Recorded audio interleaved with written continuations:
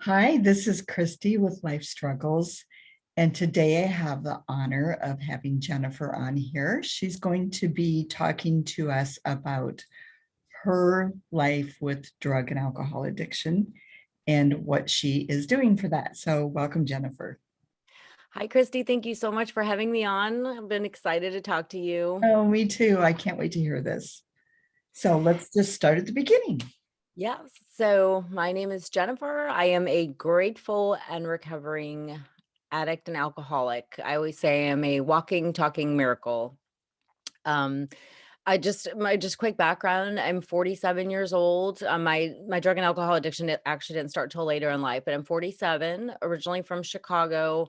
I had was married, kind of born and raised in the Chicago area. I have two brothers and I have great parents, great family, very loving home. No history of drugs or alcohol in my family whatsoever. I was the first, lucky for me. And I'm going to stop it in its tracks. So I grew up there and I was interested in criminal justice when I was in my final year of high school. Okay. So I took government classes and I knew what I wanted to do was I wanted to be a police officer and get into law enforcement. So at a young age, I went and I got my criminal justice degree at a local college there. And I was actually working as a 911 operator and loved that job. Very stressful, heard a lot of stressful things, but I loved it. And so at age 19, I started working there. My family actually wound up, my parents and my brothers moved to Charlotte, North Carolina. So I was there essentially by myself, but working and going to school. And I got married. I've been married twice. I met my first husband. I was a dispatcher and he was a police officer. I met him on the job, so to speak. I was one of his dispatchers, and I was 20 years old when I met him. He was older, he was 30. And so So, how old were you at the time? I was 20 when I met him, Okay. and we So, he wound up was getting 10 years married. older. Yeah, and we got married. I think it was 22 when we got married. I was young, but anyway, so and I loved that job. And I actually was one of the youngest 911 operations managers that they had. It was not Chicago proper, but it was suburbs of Chicago. It was called DuPage Community DuPage Communicate oh gosh, DuPage Public Safety Communications. So it was a 911 center. It That's was a hard originally thing to located say.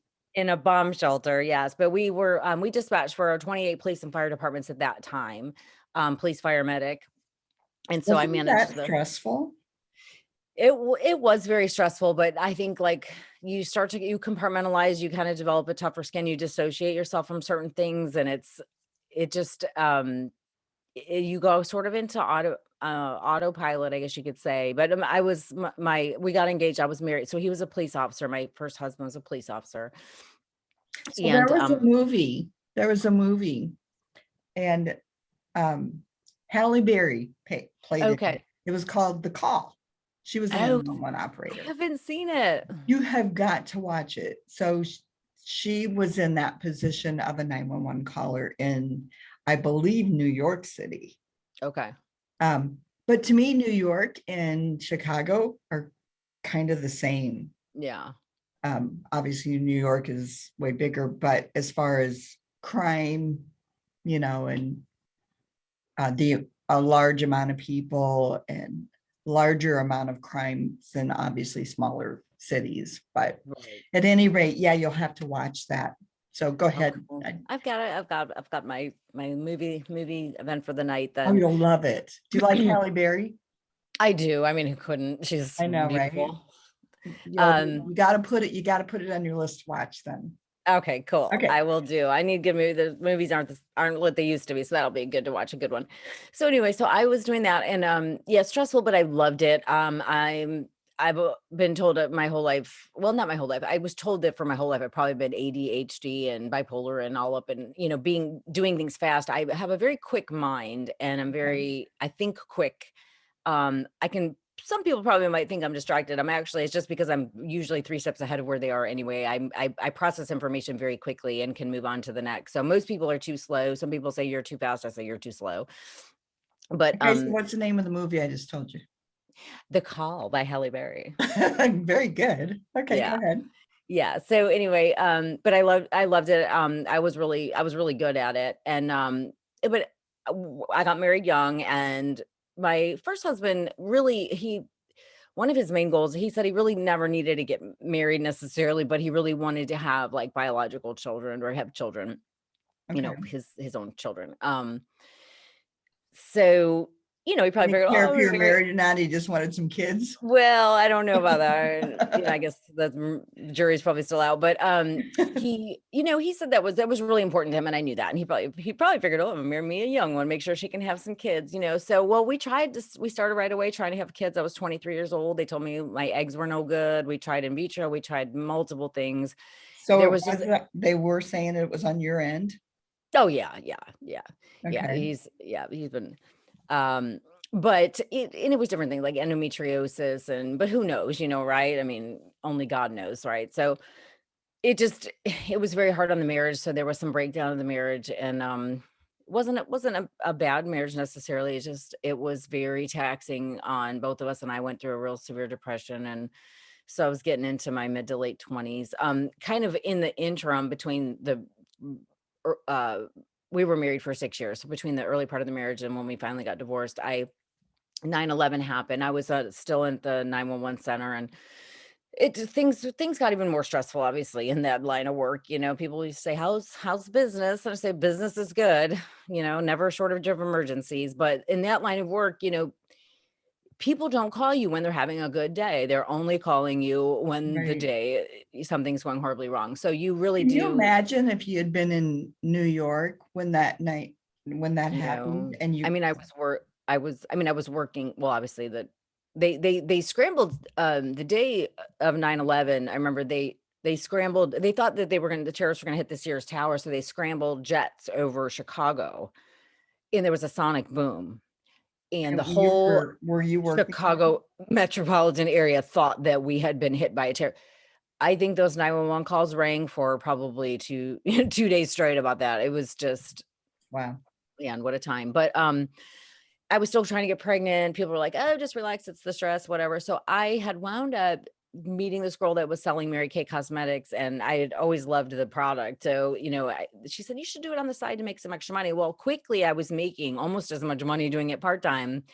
This was just within even the first couple of weeks, I was making money doing it part-time selling, and then I started to recruit. I wound up becoming a sales director within 4 months of starting, like from Wow. starting till it was 4 months. I had developed my own sales team of 30 people, 30 women, and I loved it. And I was like, well, I got to win a pink Cadillac. I was 24 years old, I think at the time, 25.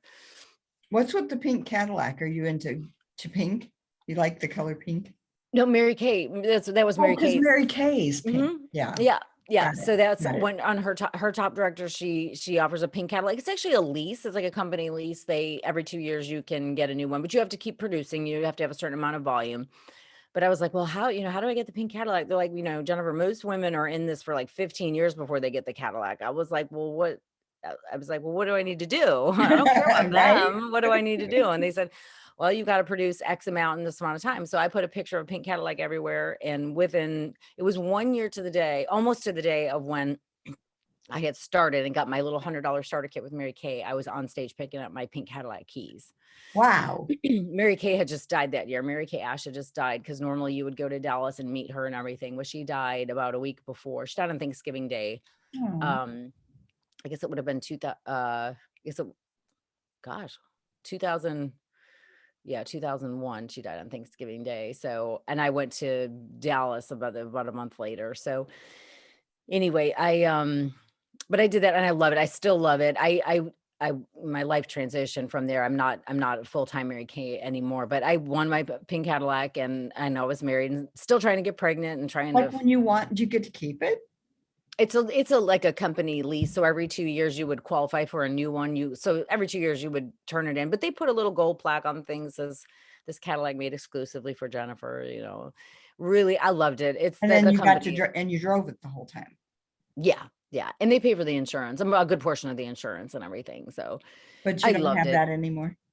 No, so while I was doing that, I was still trying to get pregnant and going through this Okay. miscarriages and in vitro. and the marriage started to break down. And I just finally, one day he just finally said that he wanted a divorce. And so we got divorced back in Illinois. Well, you might know this, but in Illinois, you can get divorced very quickly. It was only a couple months from the time he wanted a You used divorce. to be able to. They Oh, did they changed change? that law and you have to be legally separated for 9 months. Okay. Okay. So yeah. So, well, so at But that then you time, could get, yeah, anything you could get, yeah. yeah. And especially if it So was no contest. yeah.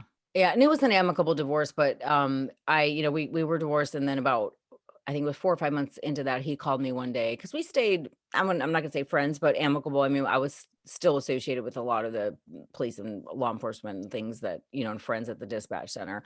Mhm. So, there's, I'm not the type of person that has bad, like, really, like, toxic relationships and breakups. I tend to be the black sheep. I tend to be the one that, like, I mean, I usually I usually choose pretty good, really good people. And he was a good person, but just there's a variety of reasons, but I know that children were really important to him. But he called me about 4 to 5 months after the divorce and said, I just wanted to tell you, so you didn't hear from somebody else, but I've met somebody and she's pregnant.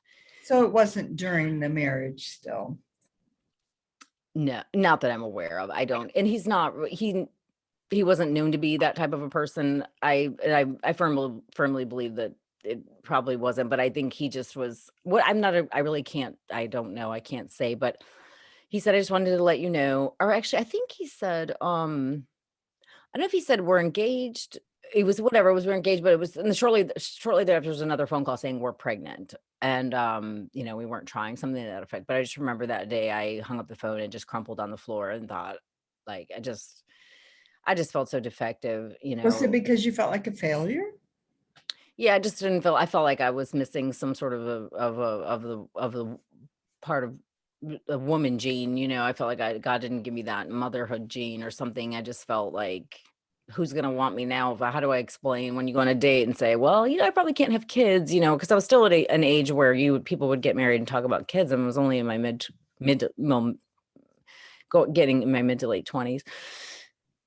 I just didn't know what to do, and I was still in Chicago at the time. I had bought my own place, my very first house by myself, and but I just crumpled on the floor, and then I wound up going to the doctor. They told me I was bipolar and different things. I started on some medicine, but I took a trip to Vegas with a friend of mine, and I'd always liked slot machines, so I went to go gamble, and I met some people there that introduced me to drugs for the first time. Like, I had tried pot when I was in my teens and drank a little bit, but it just none of it interested me. But when I went to Vegas and tried these stimulants for the first time, ecstasy and cocaine, it was like complete euphoria. And that whole next year from that point, Oh, wait a minute. Um, you, how old were you then? 20, let's see, what was it, 20? I think by that time I was about 27 or 20, 27 or 28. No, I'm sorry. No, I'm sorry. No, because it was right at the time I was like 29, 28, 29 years old. So, but you drank before then, but you didn't have a drinking problem. Yeah, I drink a little bit. We would drink a little bit after work, some of the dispatchers, but there was never any major issue. Okay. Okay, go ahead. Yeah. And of course, working in that field, being married to a police officer and then also working at a dispatch center, you can be drug tested at any time. And it just wasn't really part of I didn't really know, everybody I knew was fighting crime, not a bunch of Right, not creating crime. creating. So, So you're in Las Vegas now, yeah, and I right met now in that some, story. yeah, I And met some people and got introduced to some harder drugs, and just for the like, first time. why were you even interested in being introduced to him? Well, I wasn't thinking about it. It's just sort of, it was presented to me. I was drinking in Vegas, so I'm sure my inhibitions were let down, and these gentlemen that I met were extremely handsome. Yes, and it was. I don't know. I don't know. It just kind of So happened. was it like a sure, I'll try it thing? Yeah, pretty much. So at the time, it wasn't to cover any kind of emotional or physical pain that you were in. At the time, I think it was, yeah, at the time I was already feeling good, you know what I mean? But it was just, it heightened feeling good that much more. And it just, and then I wound up staying because they had just the people that I had met were actually also from Chicago. So when we went back to Chicago, I stayed in contact with them and it was, not bad people or anything like that, but but it was like, okay, now we can have some fun. We're going to, and I just wound up partying nonstop for about a year, just really hardcore because I didn't I didn't But you really have a didn't feel like you were trying to cover up anything? Oh, yeah, well, I'm sure I was. I'm sure initially it was probably just for fun, but then when I got home and it was more on a daily basis because I was really lonely because I wasn't associated with the 911 center really anymore or that life. And then he was getting married and they were having a baby and my family had moved to Charlotte, so I didn't have family there. So I was kind of just I had a lot of time on my hands because I was still a married gay at the time. And so I didn't go to a regular job and I did a lot of things on my own, work from home and just lonely and then just yeah, I just didn't know what to do with myself because I felt like, how do I date and guys that, a lot of them might want to have kids and I was stuck in this purgatory of I didn't know how to explain myself. So I just partied. So before you go on with your story, just I'm going to jump way ahead to today. Yes. If today you were in that same situation where you were thinking, I what if how do I date when somebody's going to want kids and I can't have any? And Mhm. what would your mindset still be the same? Well, I mean, now of course I do have kids because I wound up Oh getting no, married I know again, you which do, I don't but want to like ruin that part like of the story. Um, today, today, with the children thing, I don't even know how to answer that because they say you can't outgive God, God, if you want to hear God laugh, tell him your plans. Cause like, I really thought that that was just God's plan for me to not have children. And so, but now clearly, so I but don't so really, what I'm listening to though is that you felt like, if you met a guy and he's going to want kids and you're not going to be able to do that. But did you ever go beyond that box and go, okay, well, first of all, if somebody really loves you, they really love you. Um, Number one, even if they wanted kids, it might not matter or not because they're marrying you for you. But number two, if kids were really important, you still have many other options, you know? well, yeah, So my first, would you still think that way today? I didn't, I don't know because when I wound up meeting my second husband, he, broke the mold and was broke the mold and was that person that said, I love you no matter what. And I will, I love you for you. And there are other options. So no, I He's mean, the one that said there are other options, or had yeah, you already known that? yeah. He changed the direction of my life, obviously, but in a lot of ways, but Okay, yeah, so he even gave me, though so we are now, talking about addiction and drugs, there's right, also this not being able to have children, which seems to have been a major thing in your life, right. early life. Yeah. Okay. So let's try to give a little bit of information out there to women that'll be listening to this that may be one of those women that couldn't have children and didn't know what else they could do. Right. So can you kind of brush a little bit on the procedure of that? Yeah, about trying to have kids again. Mhm. I mean, trying to have kids, excuse me. Or yeah. Well, So first of all, that it's not the end of the world if you right. can't. Yes. Well, I'm my life is full of many miracles. Right, So tell me that God doesn't exist and I will show you differently. right. But so yeah, so I sort of just accepted. I mean, I'll be honest with you, in my later that was like my prime of my life. I looked really good. Like I had my, when I moved to Charlotte. So I wound up moving to Charlotte to get away from I went through this massive addiction, right? So I said, I'm gonna move to Charlotte to be where my family is. And like I got away from the drugs for a while and I got into real estate and I was really successful at that, bought my own house. Now I'm So going to interrupt you again. yeah, When you left Chicago, did you do the recovery by yourself? You didn't go into any I kind didn't of, go into any recovery. I literally ran for my life. and you did okay getting off of them without help? I didn't go through I wasn't on any type of drugs that would cause a physical withdrawal. It was really more mental because it wasn't opiates, which came later, but it was, yeah, it was more of an environment thing for me at that time. Okay. Once I got away from the environment and I was, with my family and stuff, I still drank a little bit, but I just felt I was in a safer environment. So, So would but you even qualify as an alcoholic? I would never, prior to going through everything, the most recent years, I never really would ever say like I'm an alcoholic, but More, I more, went through a period where I did drink quite a bit though. But I would never say, yeah, maybe borderline. I was functioning. It was never, alcohol never was anything that would cause me to miss work or whatever. There would be some hard party nights, but it but it probably wasn't like you would like go on to a binge and not go to work and not with alcohol. right. So Yeah, yeah, really you had alcohol. more of a drug addiction than an alcohol The addiction. drug addiction is what really caused it to come to the surface, like my overall just addiction, my overall, susceptibility to doing things in excess came more with when stimulants were introduced in my life. Okay, so let's go on across the country. We'll Yes, go okay. back to there. So I just left there. I had to get away just because I found myself whenever I would do any kind of stimulant, I would start gambling. I had like I said, massive gambling addiction because I lived right near a casino, a riverboat casino, and I would go there because it was a place where you could go alone. Nobody knew you were alone because everybody kind of did their thing. You go to a slot Mhm. machine, and sometimes I would be up late at night. It was open 24 hours. So I would go there.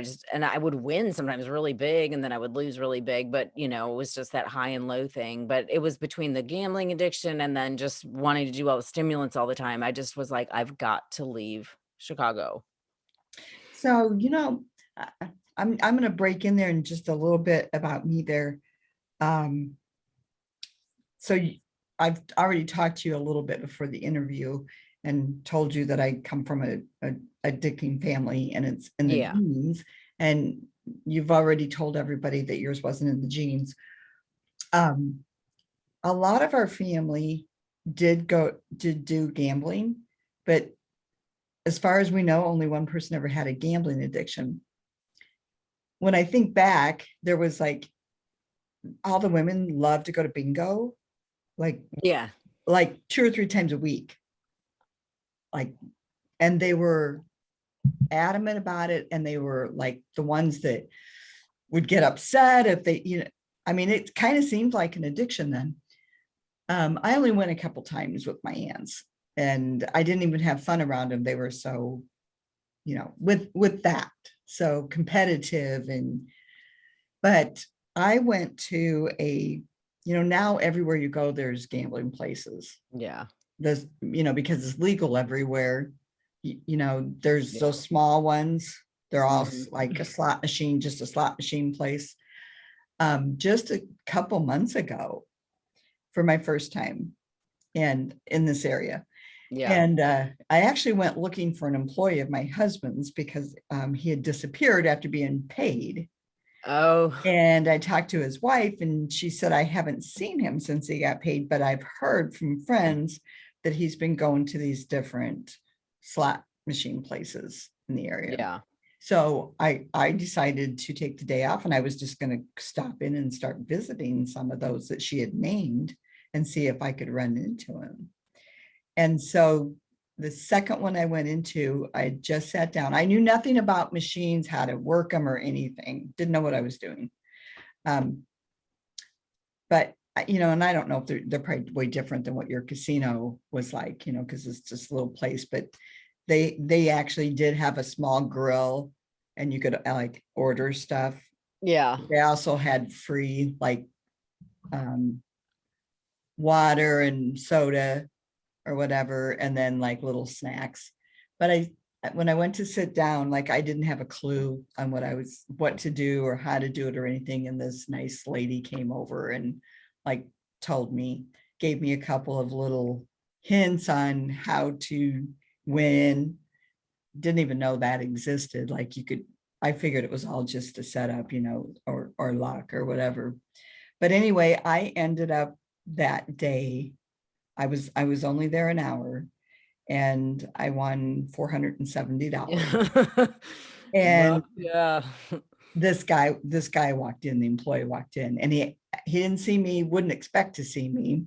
He sat down though right next to me. And I had decided that I was done because I had that feeling of, ooh, this is fun and I'm winning money. This feels good. Yeah. Right. And that Yeah. scared me. But see, that's Yeah. what's kept me from becoming an addict all this time is I've been Because you afraid. have the moderation gene. Yes.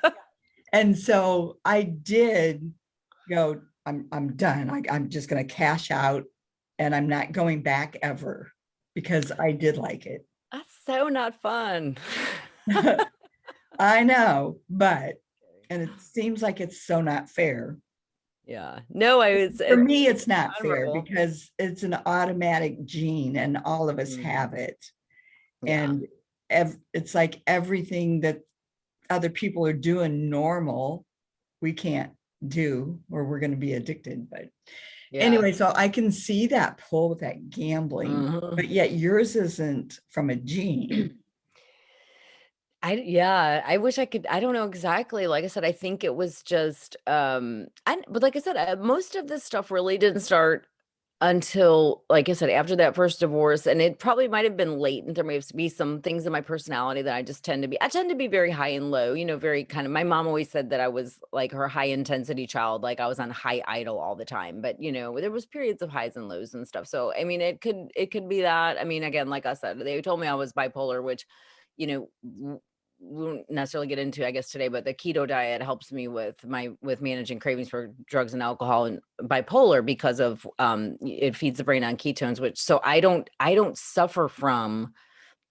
Well, I mean, I'm still working a 12-step program, but the drugs, alcohol, and the bipolar, like with my diet, changing to the keto diet has completely transformed my life. I don't go through any kinds of highs as far as good energy, but I don't go through manic depression anymore.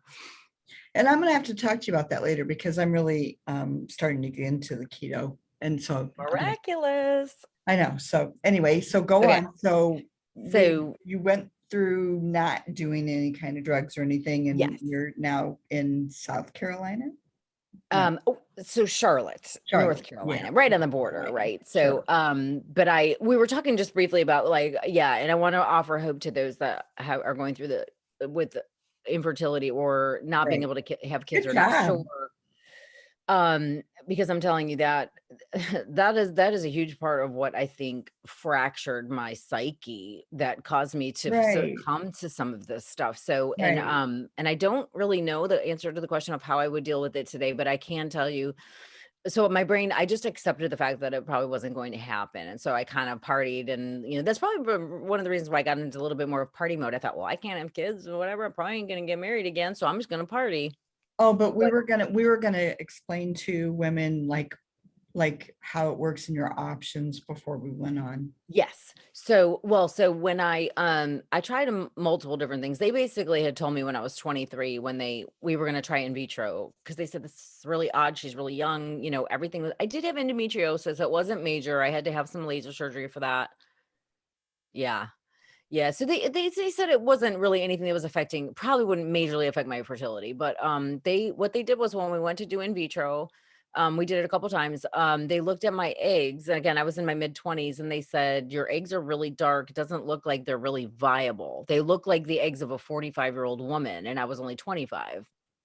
So they said, you're probably not going to be able to have, you for your egg, with, what do you call it? You might have to have a surrogate, or not a surrogate, with somebody else, or like, a surrogate. I'm like, anyway, I think that was a little too more than what my husband at the time could handle, and was really damaging to me. But so I just accepted it. But when I wound up getting married, which we hadn't got to yet, but I got married the second time. There were So there's multiple options as far as, so you can obviously do in vitro. The in vitro methods are better now. They have a lot, they can get a lot more, using controlled drugs and, controlled fertility drugs, and the quality and, basically, so in vitro is where they would take your eggs out and then fertilize, take the sperm from the man, and we used to be called a test tube baby, but they're fertilizing them in a dish and they're watching them outside the body for 3 to 5 days. 5 days is like optimal.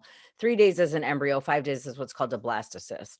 Okay. And if you can get to 5 days, and if the cells are growing and dividing, then that's a good sign. But my eggs, every time they took them out, they wouldn't fertilize or they wouldn't last outside the body until, and then, it was 15 years later is when I wound up going through in vitro again with my second husband, which, like I said, we can get to that. But Mhm.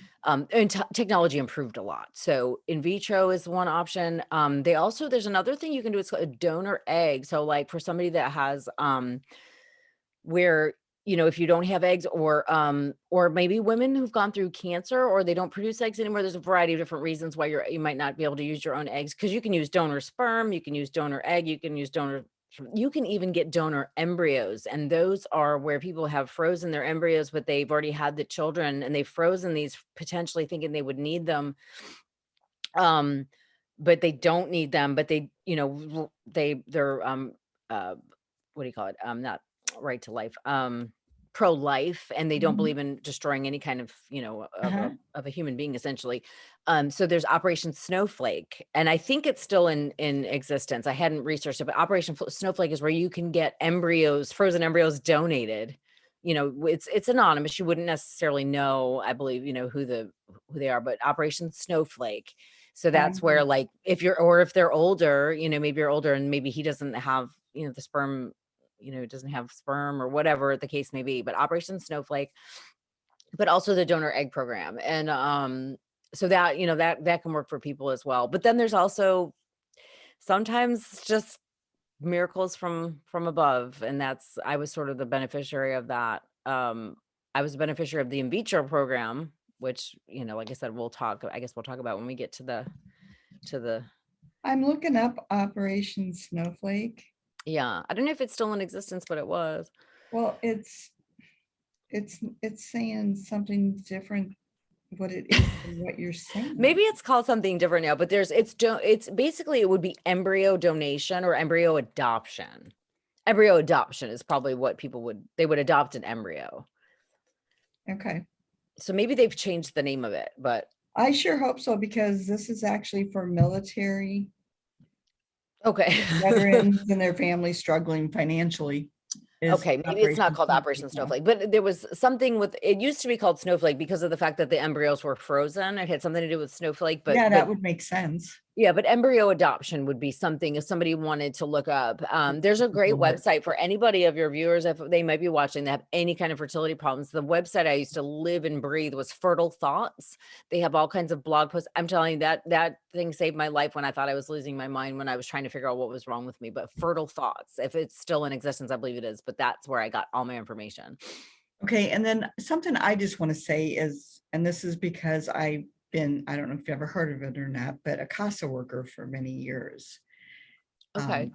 And that is working with children that are living in like children's homes, or are in homes with, what's the word I want to use?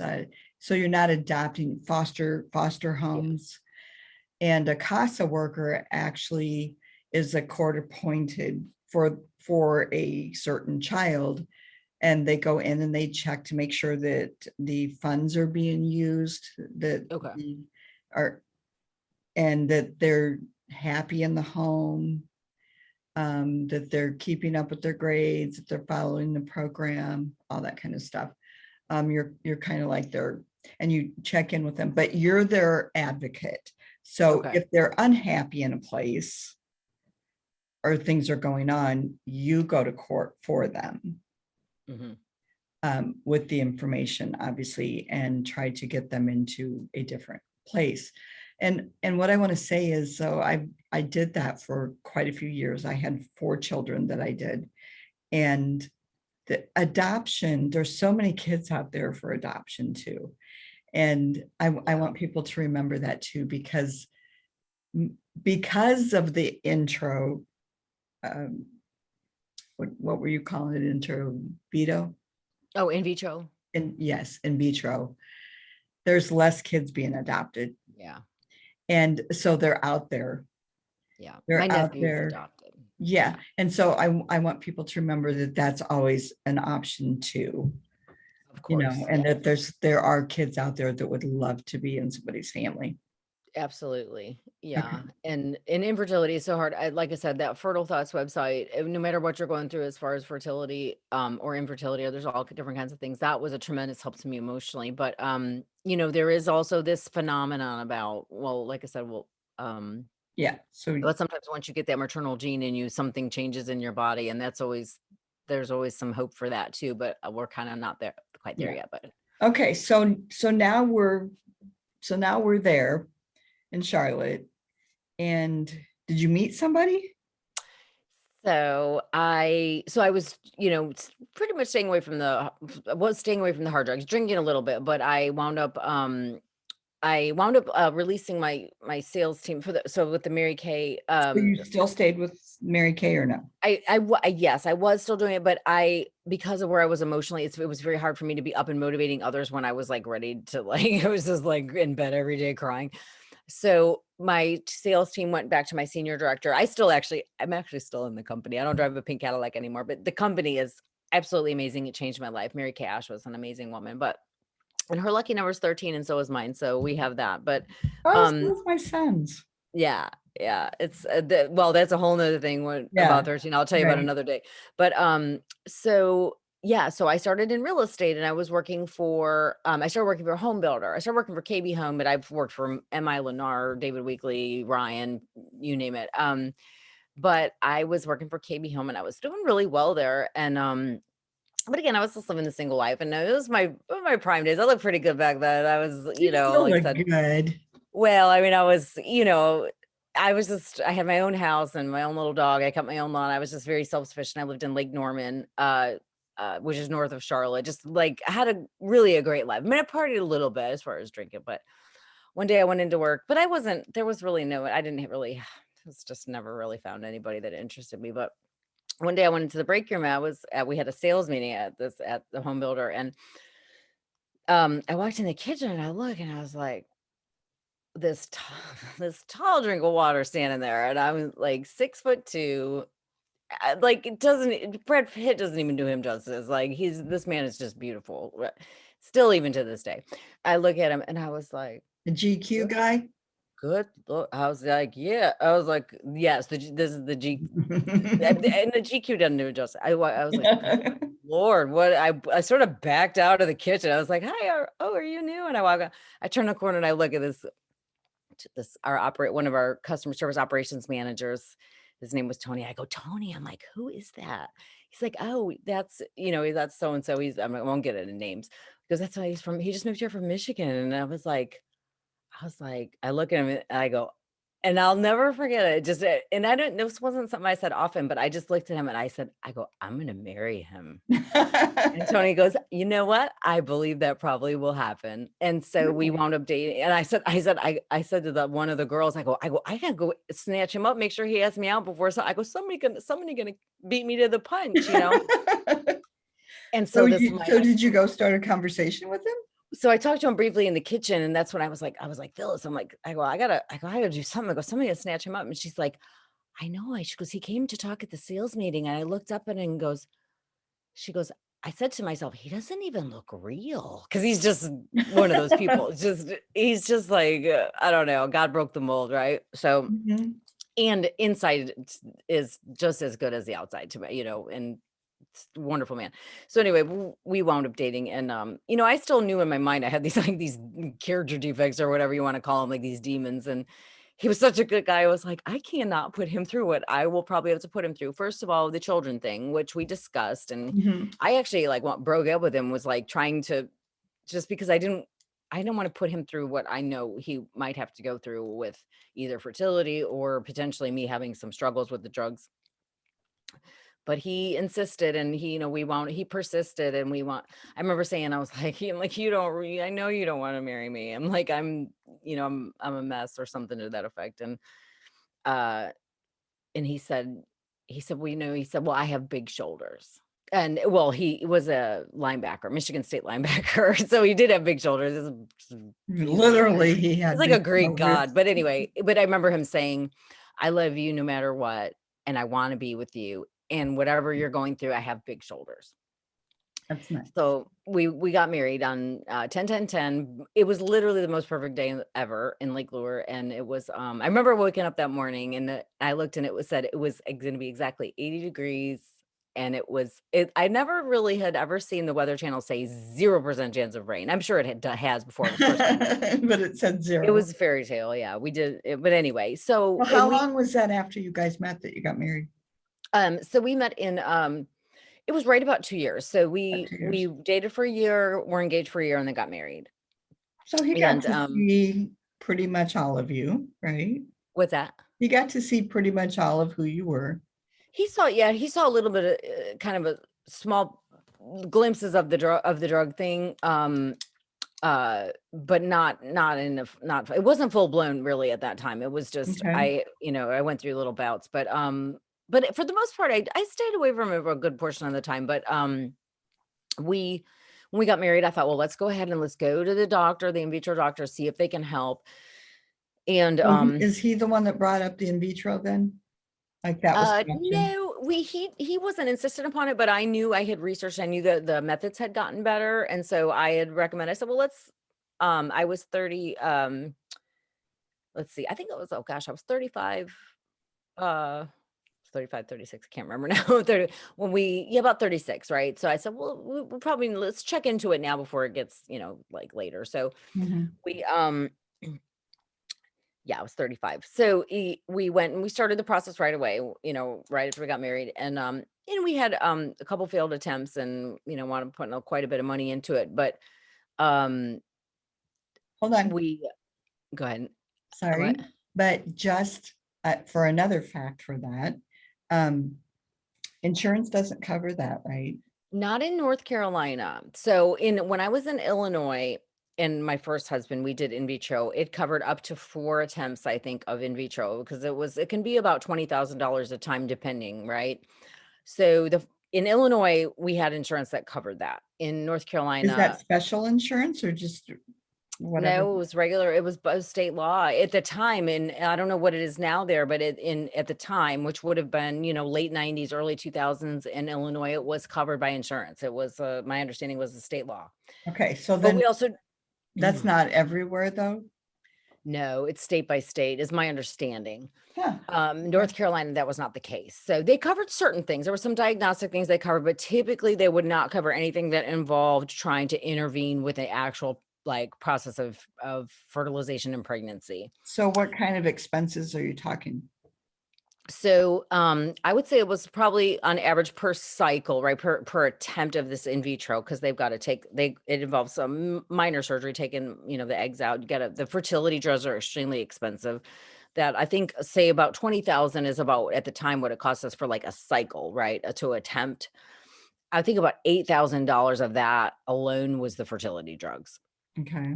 What they do is they would stimulate my ovaries to produce multiple eggs because they can't just take one egg out because the chances of that one egg, because every month you ovulate, you're going to produce at least usually one egg, maybe two in the case of, or maybe three, depending on that mature, right?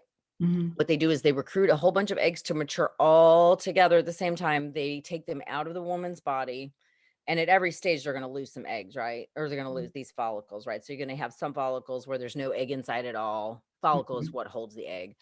And so then by the time you're done, that's why they have to give you massive fertility drugs to do this. But then they take them out and they look at them in a dish. They kind of separate out the ones that are no good. And then they introduce the sperm and they see how many can fertilize in a dish. It so happened that we had 13. That's my lucky number 13. We had Wow. 13 embryos, Okay. which I know that gets into a whole nother thing because we did wind up having to donate them. Okay. So that's again, I don't know the name of it, but because we wound up being successful, and, we unfortunately, once everything happened, we didn't, but they were donated. But anyway, the first time we did it, actually, we didn't get pregnant, even though the embryos looked perfect. But then the second time, the first time, they only put one in. They said they look so good. We think, and they didn't know that my body could handle twins. They thought it might be kind of hard because I'm very small. I'm like 5'4", like 115 pounds. So anyway, then when it didn't work, they said, okay, we're going to go ahead and do two. We're going to transfer two embryos into you. And I remember thinking, and so then it was like, So is that the only way that when you go that route that you would have twins or triplets because of unless the they amount put, of eggs they put in? yeah. So if you do, there's something called intrauterine insemination, which is where this is where you're going to find like the octomoms and the multiples, right? Most of the Okay. time is where they recruit you produce a whole bunch of eggs, but instead of taking them out of your body and controlling it, what's being fertilized and what's coming back into your body, Mhm. you just have all these eggs, and then you have regular sex, or most of the time they do what's called intrauterine insemination, which is where they actually isolate the sperm and they insert it. But then the fertilization is up to whatever happens in the body. So if you have all these eggs and all these sperm, you don't know what you're going to wind up with. Okay. Right. Whereas in Right. vitro is controlled. Okay. So that's why it's a little bit safer, more expensive, but safer. But so if they transfer, let's say they transfer one embryo and you get pregnant with twins or triplets, that's because that one embryo, more than likely, that's because that separated into twins or Separated. triplets. Okay. But typically when you're going to have multiples with in vitro, but again, in vitro is much more controlled. In fact, most places ethically, there's only a certain amount they'll allow to do. Like they can't, I don't think there's any states that would allow them to transfer like 8, anything like that. It's usually 2 or 3, depending on if the woman has really fragmented eggs, they may do more just to have a higher chance. But so they said, we're going to transfer 2 embryos to potentially, hopefully one will stick at least. Right. So I wound up getting pregnant. I couldn't believe it. The tests were positive, but you have to wait. It was about 6 weeks. Actually, it was 6 weeks. Really? Believe it or not, 6 weeks. They said, we'll send you in for a super sensitive ultrasound. And I didn't know. I thought, well, I didn't think I'd be able to see anything. So I remember laying there. I remember thinking, oh my God, I'm pregnant. But my next thought was going to the worst of like, well, what if there's nothing in the sacs? You know what I mean? Because you can have what's called, they call it I forgot the name of it now, but I it's know, and I basic. know what you're talking about too. Yeah, it's Like where your body thinks it's pregnant, but you're not. Yeah, they call a blighted ovum. It's called a Yes. blighted ovum. Yeah. And so it's where your body, everything's normally pregnant, but the sac is empty or there's no heartbeat or something. And I remember like laying on this table, and then my awesome doctor in Charlotte was doing a thing. He was really quiet. And I kept thinking like, oh God, please. Like, I knew I was pregnant from the blood test and everything, but I was like, please, like, oh God, like, please let there be a heartbeat. And I remember he was so quiet, and I kept thinking he's quiet. Like, maybe something, and he said, Jennifer, he says, he turns the screen to me and he said, how many heartbeats do you see on that screen? And I said, well, hopefully not more than, I saw 2 heartbeats. Oh. And I just remember like, oh, so it was such a great day. And that's why I said, like, you just never know, God, or whatever, whatever you believe in. But for me, it was, it was just like my brother always said, you can't outgive God, I just wanted to have one. And, here he gave me 2. And I did go, but I did have a tough pregnancy. I had to go on bed rest 4 months into it. And which is what kind of led into me having a pain pill addiction after the pregnancy. But anyway, we had our twins, boy and girl. Like, what could it be? And like how could you ask for any better, right? I mean, we've been happy with whatever, but we didn't know the gender, but we had a boy and a girl. So it was like, yay, I don't have to do this anymore. We've got a boy and a girl. So anyway, Oh, I want to interject there. I actually, I had endometriosis myself, and my husband and I, we had my daughter, and then we couldn't get pregnant anymore. And then years later, my first husband passed away. I was with another man. and he did not want any children. And I Mhm. said, that's fine because I can't get pregnant. Okay. The times that I did get pregnant with my husband, I lost the baby within Oh. in that first trimester. And after the third miscarriage, she told me, so my gynecologist was a female, which I loved her to death. But she said, it's not good on you mentally and physically to Yeah. continue to have this. But I Mhm. still didn't. So from my beliefs, I didn't believe also in birth control and stuff. Yeah. So I never took anything to stop that, but I just never had anything. Yeah. With my next husband that did not want children, Oh. I ended up pregnant, Yeah. and I went into preterm labor at so about 3.5 months. So I got through the first trimester, but then I went into preterm labor. So I had to be hospitalized. She was, my gynecologist said, I am going to help you save this baby. We are going to save it together. So I was put on a drug, Mm. Meg, it was the short name for it. And what it does is it stops all of your contractions. Yeah. It actually stops all your muscles. So I was bedridden. Mhm.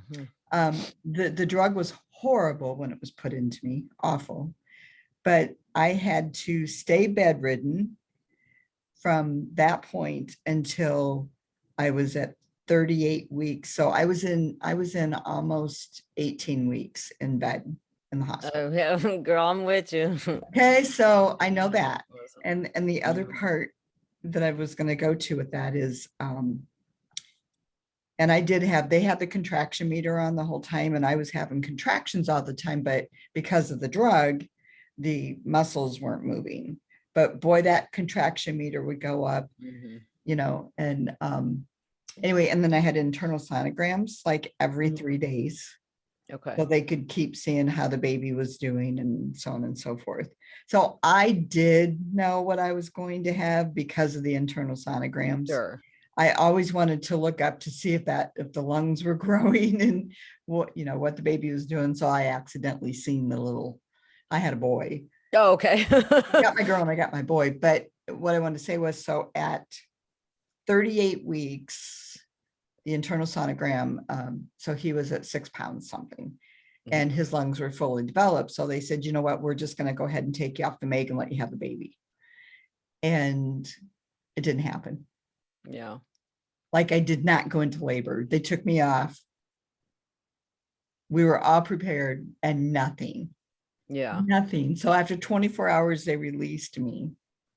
3 weeks later, my Oh my water gosh. broke. I know. 3 weeks later, my water broke. Um, but I couldn't, I didn't have any contractions, none. Yeah. I like none. And my water had broken. I'm like, okay, this is not good. But so I like vacuumed and did all this stuff. And my husband was at work. And I'm like, well, I'm not going to call him right now because I'm not doing anything. But my gynecologist had said, when that happens, you're going to go quick. So you need to get to the hospital quick. But I wasn't having contractions, or I didn't feel any anyway. Right. So I packed my bag, did all that stuff. I made the bed, got everything ready for when I came home.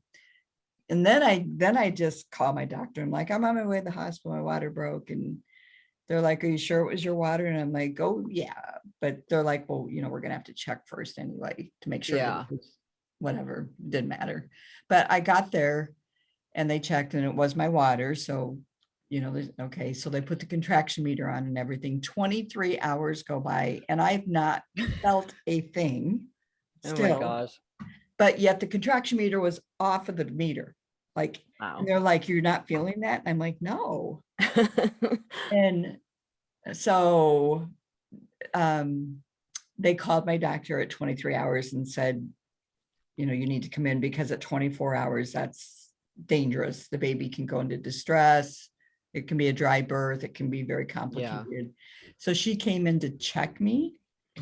And when she checked me, I had the most horrible pain ever. So I was definitely very dry. Oh. That's too much information, guys. Sorry. Yeah. But I screamed in pain. And she said, okay, we're going for a C-section right Okay. now. Yeah. Okay. But what I wanted to tell you was, well, during those contraction meters, or during the contractions, anyway, they asked me if I wanted the shot in the back. What do you call that? The Epidural. Yeah. epidural. Or spinal block, actually, I guess. There's a Epidural is what they called Mhm. it at the time, though. And I said, no, because I had heard some bad stuff about it. Right. And I'm going to tell you about that in just 1 second, because I'm going to go ahead to a